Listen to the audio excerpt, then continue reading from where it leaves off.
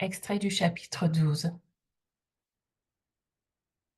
Bien avant de me familiariser avec des techniques de libération émotionnelle, j'ai eu un premier contact d'acceptation de mes émotions en regardant un téléfilm de Noël. Oui, j'ai bien dit téléfilm de Noël. Bien que certaines personnes trouvent cela niais, j'aime regarder les films de Noël. Ils reposent sur de belles valeurs comme l'amour, la compassion, la générosité, la solidarité, le partage, l'entraide, la bienveillance, la gratitude, le fait de se sentir relié à l'autre ou encore la paix. Le scénario est convenu et simple, je vous l'accorde. On connaît déjà le happy end dès le début. Néanmoins, ces téléfilms, dénués de négativité, véhiculent des messages positifs qui nous font du bien et réchauffent le cœur, nous transportent et nous plongent dans une magie réconfortante.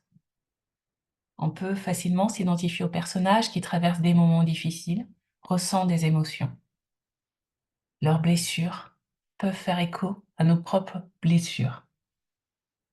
On a alors envie qu'ils guérissent ou qu'ils parviennent à mener à bien leur mission comme on aimerait peut-être inconsciemment ou consciemment pouvoir le faire nous-mêmes. Ils finissent par s'en sortir, car c'est bien connu, l'amour guérit tout. Dans un de ces téléfilms, l'héroïne avait perdu son père lorsqu'elle était enfant. Quelques années plus tard, à l'âge adulte, elle rencontre une petite fille qui avait perdu sa mère. Celle-ci lui demande comment elle avait fait pour surmonter cette tristesse. L'héroïne répondit qu'au début, elle était dans une fuite émotionnelle en essayant de s'occuper le plus possible pour ne pas penser à sa tristesse. Elle s'était coupée de ses émotions. Mais sa tristesse était toujours là.